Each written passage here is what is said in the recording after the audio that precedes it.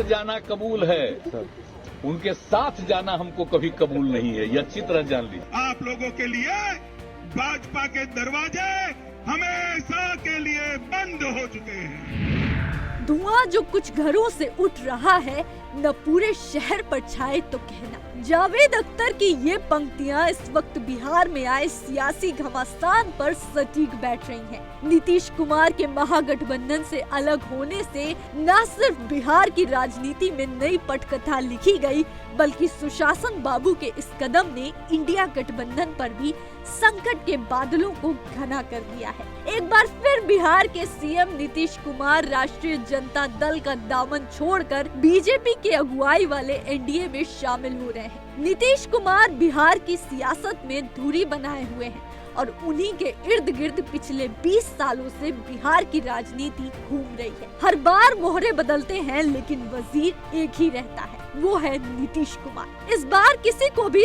जरा भी इल्म नहीं था कि नीतीश कुमार फिर से पलटी मारते हुए एनडीए में शामिल होंगे, क्योंकि 2022 में जब नीतीश कुमार एनडीए से अलग हुए थे तो सुशासन बाबू ने कहा था कि मर जाना पसंद करूंगा, लेकिन एनडीए में वापस नहीं जाऊंगा।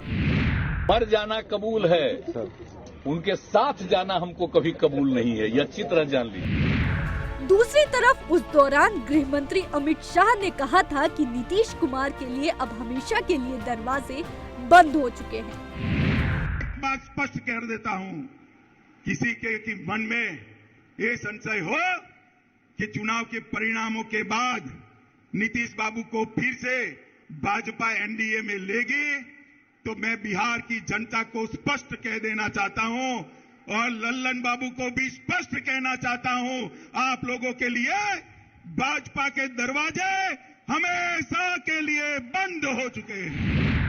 ऐसे में सबके मन में सिर्फ एक ही सवाल था कि आखिर ऐसा क्या हो गया जो दोनों ही तरफ से सब कुछ भुला दिया गया और फिर से एक नई शुरुआत के साथ दोनों एक होने वाले। दरअसल इस पूरे सियासी खेल की शुरुआत 50 दिन पहले हुई थी। तारीख थी 10 दिसंबर 2023, जब अमित शाह और नीतीश कुमार की मुलाकात एक कार्यक्रम के दौरान हुई थी। दोनों की मुलाकात 2022 में गठबंधन टूटने के बाद पहली मुलाकात थी और इसी मुलाकात में लिखी गई बिहार में सियासत की नई कहानी। पॉलिटिकल एक्सपर्ट्स कहते हैं कि इस मीटिंग के बाद से ही बिहार में राजनीतिक घटनाक्रम बदलने लगे। अमित शाह से मुलाकात के 19 दिन बाद 29 दिसंबर 2023 को नीतीश कुमार ने जेडीयू की राष्ट्रीय कार्यकारिणी की बैठक बुलाई, जिसमें लल्लन सिंह को पार्टी के राष्ट्रीय अध्यक्ष पद से हटाते हुए खुद पार्टी के राष्ट्रीय अध्यक्ष पद की कमान संभाली। उनके अध्यक्ष बनते ही सियासी गलियारे में बीजेपी के साथ जाने की चर्चाएं शुरू हो गई थी।